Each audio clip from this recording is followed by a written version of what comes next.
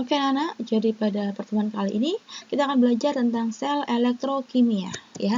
Jadi apa itu elektrokimia? Yaitu bagian dari ilmu kimia yang pelajari hubungan antara perubahan zat dan arus listrik yang berlangsung di dalamnya. Ada dua jenis elektrokimia yaitu sel volta dan sel elektrolisis. Oke, sebelum kita belajar lebih lanjut lagi, saya akan mengingatkan kalian dulu ada perbedaan paling penting dari sel volta dan elektrolisis. Yang pertama, bahwa sel volta itu menghasilkan arus listrik, sedangkan elektrolisis malah memerlukan arus listrik. Yang kedua yaitu adalah pada sel volta dan elektrolisis ada katoda ya, tapi beda muatannya. Kalau volta itu katodanya merupakan positif, elektrodanya merupakan negatif. Sedangkan pada anoda untuk sel volta negatif, anodanya positif pada sel elektrolisis. Jadi mereka berdua ini bertolak belakang ya, jangan bertukar. Oke, jadi ini kita bahas pertama adalah sel volta dan susunannya.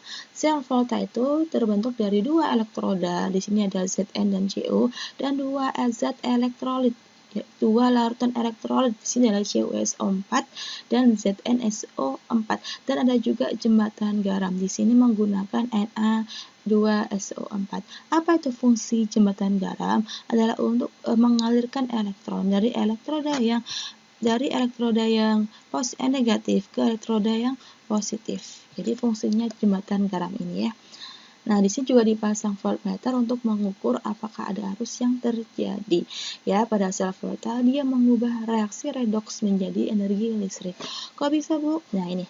Ya, jadi ini elektrodanya, Zn sama Cu dimasukkan ke dalam larutan elektrolit. Setelah beberapa saat, maka akan menjadi seperti ini. Ya, Zn-nya menipis, sedangkan Cu-nya menebal. Nah, bagaimana bisa? Nah, kita perhatikan bahwa pada reaksi di sini, Zn dari batang tadi akan ya mengalami reaksi. Ya, dia akan melepas, teroksidasi, melepas ya. Dia akan melepas, berubah menjadi Zn2+. Zn2+-nya ini akhirnya lari ke larutan. Ya, bukan ke elektrodanya, sehingga makanya Zn-nya menipis karena banyak yang ini larut ke dalam larutannya. Pada Cu kasusnya berkebalikan, bukan ini yang keluar, tapi larutan Cu dari larutan ini yang akan menempel ya masuk ke dalam logam Cu sehingga logamnya menebal. Nah, pada Zn terjadi perubahan biloks dari Zn menjadi Zn2+, maka dia mengalami oksidasi.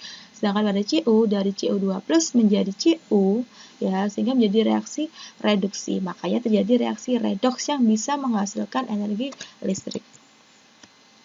Selanjutnya di sini bahwa pada anoda itu terjadi reaksi oksidasi, sedangkan pada katoda terjadi reaksi reduksi. Biar nggak bingung, kamu perhatikan ini. Jadi kalau dia hurufnya vokal, maka dia juga vokal. Kalau dia konsonan, anoda itu oksidasi, katoda reduksi, sehingga ini adalah persamaannya, persamaan reaksinya. Pada anoda adalah Zn menjadi Zn2+ plus 2 elektron, sedangkan katoda dari Cu2+ ditambah 2 elektron menjadi Cu saja. Nah, ada terjadi aliran elektron di sini kan. Nah, jadi yang dari elektroda negatif bahwa di sini adalah Zn yang menghasilkan elektron, dia mengalirkan elektronnya ke Cu melalui jembatan garam. Next yaitu adalah notasi sel atau diagram sel. Jadi ini adalah persamaan reaksi. Nah, tapi dalam sel volta ada persamaan sendiri yang disebut sebagai diagram sel. Ya, cara menulisnya adalah mudah sekali seperti ini, yaitu dimulai dari anoda baru katoda. Ini reaksi persamaan reaksi yang kita sering tahu, kita kenal. Maka ketika dirubah tinggal anoda yaitu Zn ya, garis miring tanpa plus, tanpa tanda panah, garis miring Zn2+, baru ada garis miring 2 artinya jembatan garam, ya, dilanjutkan katoda itu reduksi yaitu Cu2+ menjadi Cu.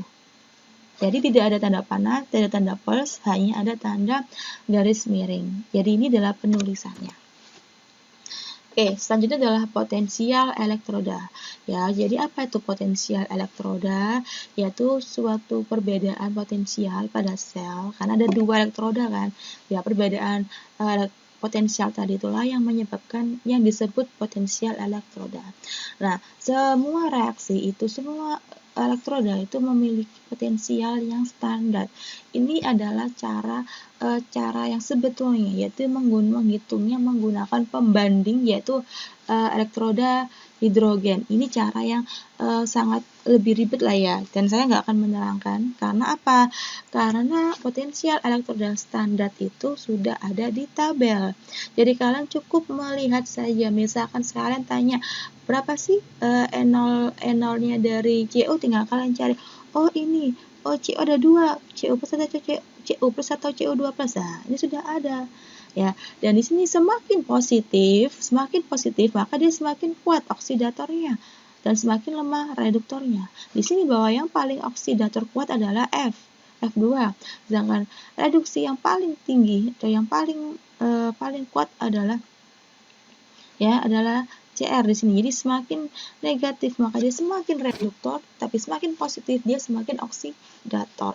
Ya, ini juga ada direct voltanya di sini, kalian boleh hafalkan kalau mau ya, tapi untuk sementara kita nggak perlu menghafalkan, cukup lebih sering untuk mencoba saja. Nah, potensial sel yaitu ini. Jadi nanti kalian akan menentukan E-selnya di sini menggunakan rumus E-red min E-ox atau E katoda min E anoda. Ya, jangan kebalik. Kenapa nggak boleh kebalik, Bu? Karena jika nanti kebalik maka tandanya berbeda. Karena ketika E0 selnya positif, maka reaksinya spontan, artinya dapat berlangsung. Tapi jika dia negatif, maka reaksinya tidak spontan atau tidak bisa terjadi. Jadi tidak boleh terbalik. Kita langsung ke contoh soal. Cr2O72- ditambah 14H plus ditambah 6I- menjadi 2Cr3 plus ditambah 3I2 ditambah 7H2O. Logam platinum dibenamkan pada masing-masing setengah sel sebagai elektroda. Tentukan reaksi yang terjadi pada katoda dan anoda dan E-selnya. Ya, jadi reaksi pada katodanya jelas ya. Ingat, katoda itu adalah reduksi, anoda oksidasi. Kita gampangnya gini, dari reaksi ini kita cek mana yang jelas-jelas dia mengalami perubahan Milox. Oh, H tidak, maka tinggal Cr sama I. Karena ini juga ada senyawanya, maka kita cek yang paling gampang aja. I- ya berarti biloxnya -1, menjadi I2 berarti biloxnya 0. Dari -1 menjadi 2. Oke, saya tulis sih biar kalian nggak bingung. Ini kan -1. Oke. Terus ini adalah 0. Dari -1 menjadi 0 maka dia reaksi oksidasi, dia di anoda. Sedangkan Cr ini Cr-nya ini kan +3. Kalau di sini berarti 14 dikurangi 2, 12. 12 bagi 2, 6. Berarti ini adalah +6. Jelas ya, dari +6 menjadi +3 reduksi. Jadi ini pembagiannya. Ya, jadi ini. Nah, kok bisa kayak gini, Bu? Ini di reaksi redox kemarin, penyetaraan reaksi. Harus ingat ya. Oke. Kalau misalkan di ya, jadi seperti ini ya. Lanjutkan dulu menghitungnya sekarang. Menghitung E0 selnya bahwa Cr2O72- menjadi Cr3 plus, kita cek bahwa E-rednya +1,33. Sedangkan I2 menjadi I-, E-rednya adalah +0,54 ya. Ini bertindak sebagai apa? Karena dia +6 jadi dia reduksi E-red, sedangkan ini adalah karena dia dari 0 di reaksi tadi itu kan dia dari anoda kan, dia dari -1 ke 0, jadi dia adalah oksidasi. Oke. Ya, oksidasi. Sehingga reaksinya atau menghitungnya adalah E-red min E-ox. Jadi, apakah ini harus dirubah, Bu? Enggak, ini kan di daftar. Kita nggak perlu merubah plus minus ya. Tapi kalau ingat rumusnya adalah min. Jadi, 1,33 dikurangi 0,54. Jadi, nggak perlu misalkan ada perubahan tanda-tanda, nggak usah. Jadi, ini kita ikuti saja tanda yang ada di tabel. Ya.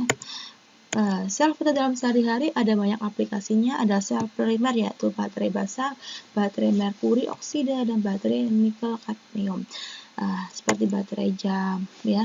Terus sedangkan sel sekunder yaitu aki dan sel bahan bakar. Kalian bisa cari tahu banyak ini di internet atau di buku, bisa kalian pelajari ya. Oke, sel elektrolisis ya. Bahwa sel elektrolisis adalah sel elektrokimia di mana arus listrik digunakan untuk melangsungkan reaksi redoks tidak spontan. Ya, agar suatu reaksi berlangsung, diperlukan beda potensial dari kedua elektroda yang lebih besar daripada 1,1. Ya, diperlukan tambahan potensi yang cukup besar sehingga reaksi tak spontan pada sel elektrolisis dapat berlangsung. Nah, sel elektrolisis tidak memerlukan jembatan garam sehingga lebih sederhana, hanya perlu wadah, elektroda, dua elektroda, dan elektrolit. Dan sumber karena dia membutuhkan arus, ingat ya.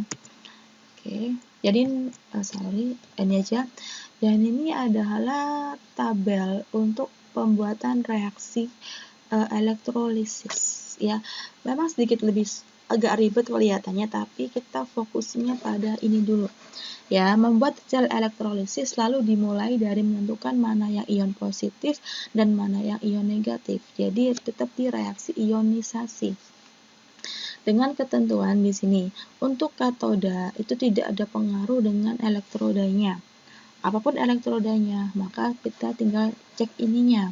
Jika dia merupakan asam, maka nanti reaksi yang terjadi adalah 2H+ ditambah 2E- menjadi H2. Namun, jika ya yang ion positif tadi ya merupakan larutan dari ion I1A golongan 1A, golongan 2A, Al3+ atau Mn2+, maka reaksi yang terjadi adalah ini. 2H2O menjadi 2OH- plus H2.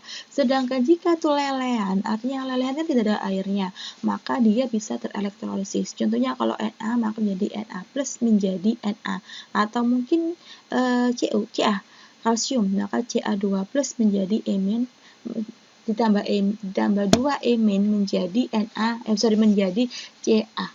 Jadi pada saat dia larutan ya hanya golongan ini loh ya, maka dia tidak bisa mengalami tidak bisa tereduksi sehingga air yang tereduksi, sedangkan kalau ini bisa. Nah, tapi larutan selain ini dia bisa ya. Jadi bisa tereduksi. Jadi kata kuncinya di sini adalah pada ini. Nah, ya, pada golongan 1A ya 2A Al3+, Mn+, dan lelehannya. Oke. Semua larutan kecuali ini bisa tereduksi langsung. Tapi jika dia merupakan 1A, 2A, Al, dan Mn, maka jika larutan menjadi H2 yang direduksi, tapi jika lelehan dia bisa. Ya. Anoda sedikit lebih ribet karena memperhatikan elektrodanya. Jika dia bukan inert adalah elektroda C, PT, dan AO, ya karbon, platinum, dan emas. Jika dia elektrodanya bukan inert, maka yang dioksidasi adalah elektrodanya. Jika dia Cu, maka Cu menjadi CO2+ ditambah 2 Misalkan lagi mungkin elektrodanya misalkan apa ya? Zn, maka juga sama. Zn menjadi Zn2+ ditambah 2 Jadi elektrodanya yang mengalami oksidasi. Namun jika elektrodanya merupakan inert, ya maka ini yang berlangsung. Jika dia basa menjadi reaksi seperti ini.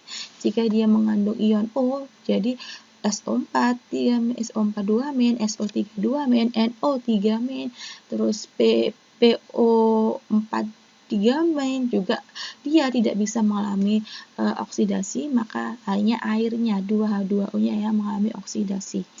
Dan jika dia ion halida atau halogen bisa teroksidasi, Cl, F, Br, I itu bisa. Biar nggak bingung kita praktek langsung ya.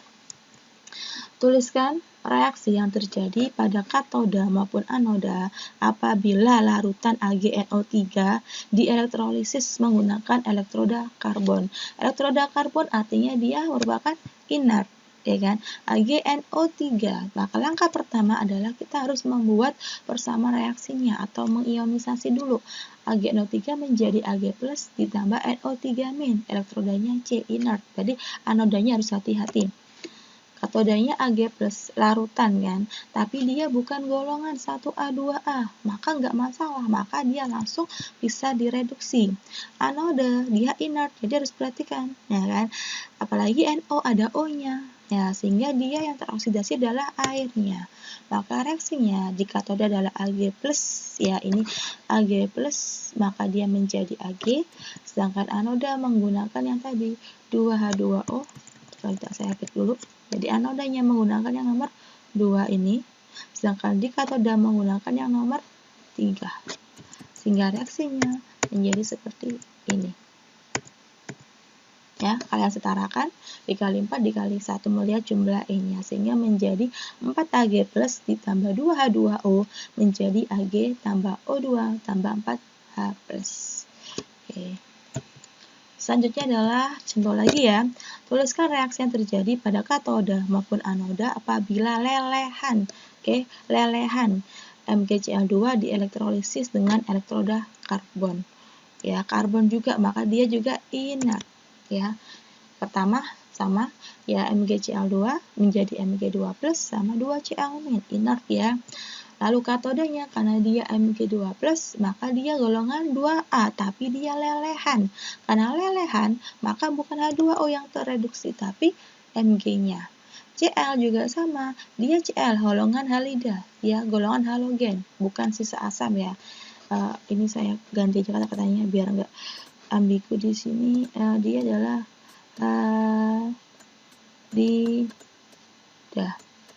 ya halogen. Jelek ya tulisannya ya, golongan 7A. Oke, sehingga reaksinya pada katoda Mg2+ menjadi Mg dan anodanya juga C2Cl- menjadi Cl2. Jadi kedua-duanya ini mengalami reaksinya sendiri langsung, bukan reaksinya yang air. Sehingga reaksinya menjadi seperti ini. Mg2+ ditambah 2Cl- menjadi Mg plus Cl2. Selanjutnya adalah contoh berikutnya lagi. Saya buat contoh banyak biar kalian nggak bingung juga. Tuliskan reaksi yang terjadi pada katoda maupun anoda apabila larutan Na2SO4 dielektrolisis menggunakan elektroda karbon. Sebentar ya, sepertinya ada yang ini. Saya mau ini juga kasusnya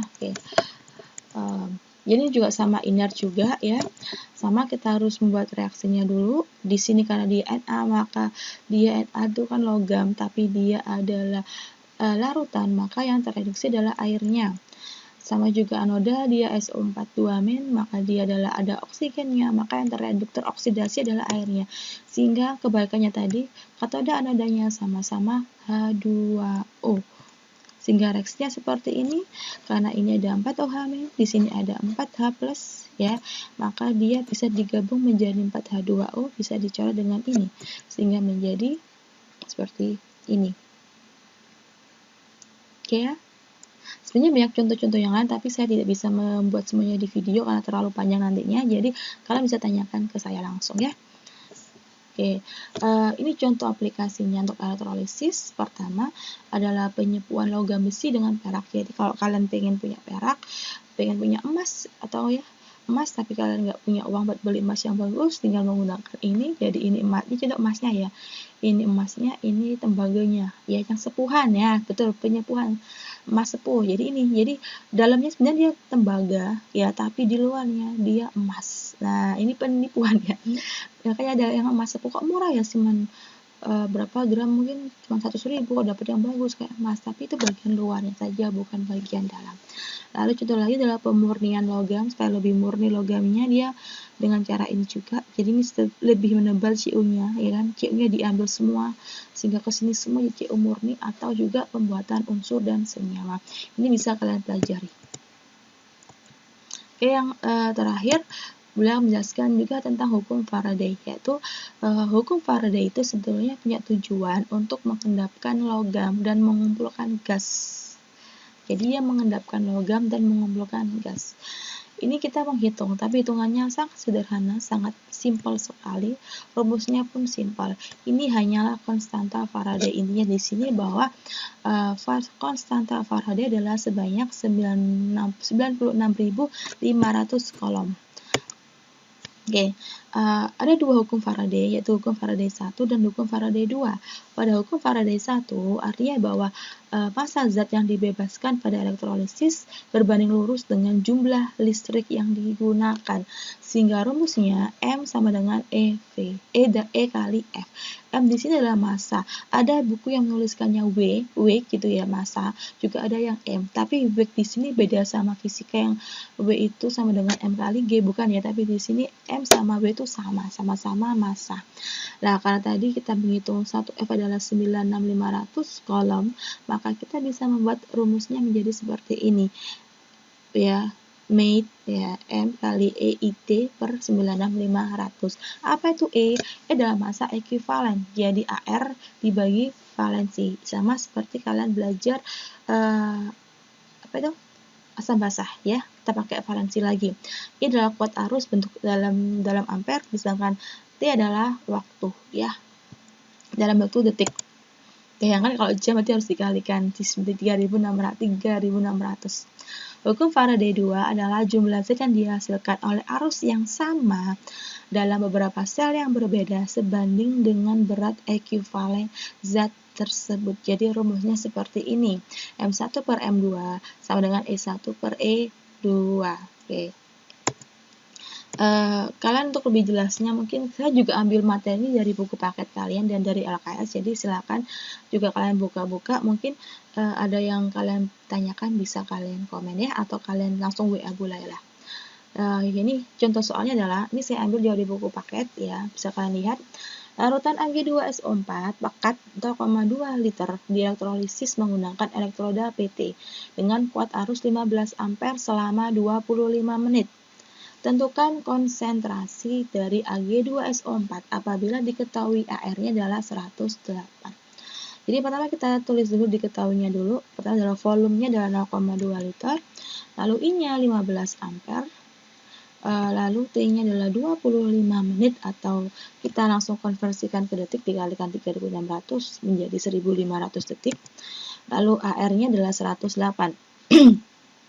Yang D-nya adalah konsentrasi ya, ini agak saya salah ya, bukan konsentrasi Ag tapi konsentrasi Ag2SO4 ya. Jadi Bu Laila pun juga bisa salah ya, jadi harap dimaklumi karena saya juga manusia biasa ya, manusia yang normal. Oke, lanjut lagi. Nah, maka cara yang pertama dilakukan adalah membuat reaksi dulu ya, reaksi dari elektrolisis. Jadi yang kita pelajari tadi, Ag2SO4 kita menjadi ionkan dulu menjadi Ag plus sama SO4 2-. Di katodanya karena Ag itu bukan 1A2A, maka dia langsung bisa terreduksi menjadi Ag plus ditambah E menjadi Ag. Sedangkan untuk SO4 karena dia PT merupakan inert sehingga dia ada O-nya juga, maka dia tidak bisa terreduksi, tidak bisa teroksidasi, sehingga yang teroksidasi adalah yang H2O. Jadi anodanya seperti ini. Ini anoda ya, bukan saya tipu lagi kan. Oke lah ya, nggak masalah ya. Ini anoda. Oke. Lalu kita setarakan reaksinya sehingga menjadi Ag plus ditambah 2H2O menjadi Ag ditambah 4H plus ditambah O2. Reaksi ini kalian masih boleh buka diagram loh ya, jadi nggak masalah, nggak perlu harus dihafalkan dulu, toh ulangan besok juga kan kalian bisa lihat buku kan, jadi nggak masalah kalau belum hafal, yang penting kalian tahu cara penggunaannya. Oke, dari sini saya mau mencari nilai E dulu di sini. E adalah AG, AG adalah AR per V. Di sini kita tahu bahwa V-nya AG berapa adalah 1, ya kan? Sehingga 108 dibagi 1. Oke. Oke, wah ada yang saya oke. Jadi setelah itu adalah kita menghitung M-nya menggunakan 8 ya. Jangan lihatin dulu ya. Tadi saya lupa nih ya. 8 adalah rumusnya ya, E adalah 108. Saya hitung dari ini tadi, AR-nya 108, valensinya AG adalah 1 ya, valensinya 1. Jelas, maka 108 dikalikan 15 dikali 1500 dibagi 96.500, ketemunya 2.430.000 dibagi 96.500, ketemunya 25,18 gram, masih bentuk gram, sehingga massa perak yang mengendap adalah 25,18 gram. Nah, kita harus ubah dulu ke mol, ya kita hitung menjadi 0,23, rumusnya sama, massa per AR. Lalu kita masukkan ke dalam reaksi yang pertama, reaksi yang elektrolisis di sini. Ya, bahwa AG ketemunya 0,23, maka kita kan membutuhkan, kita yang cari kan AgSO4. Nah, di sini AG kan nggak bisa, saya cek dulu ya. Nah, kita kan mencari konsentrasi dari AgSO4 yang ada di sini, sedangkan yang kita tahu kita dapatkan adalah AG di sini.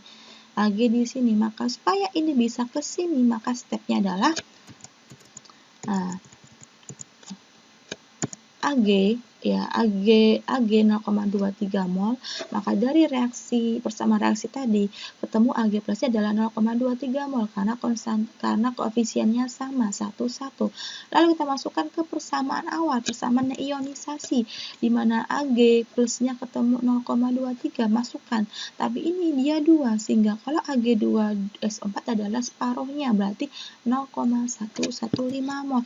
Inilah yang kita rubah menjadi bentuk molaritas, sehingga konsentrasi dari Ag2SO4 adalah 0,575 molar. Ini M-nya kurang salah ya, harusnya M-nya besar. Oke, waduh, saya hari ini terlalu banyak tipenya ya. Tapi nggak masalah tipe, yang penting tahu salahnya. Oke, sampai di sini dulu pembahasan saya, karena ini sudah sangat panjang sekali videonya. Kalian boleh pause, lalu kalian bahas dulu atau kalian tanya saya, silahkan dengan cara apapun, karena video ini saya buat hanya sebagai bahan ajar untuk membantu kalian ya, bukan bahan ajar utama. Kalian boleh buka buku LKS, boleh tanya dari manapun. Oke, setelah dicek di Classroom, nanti saya berikan soal yang bisa membantu kalian untuk lebih memahami materi ini. Oke, terima kasih.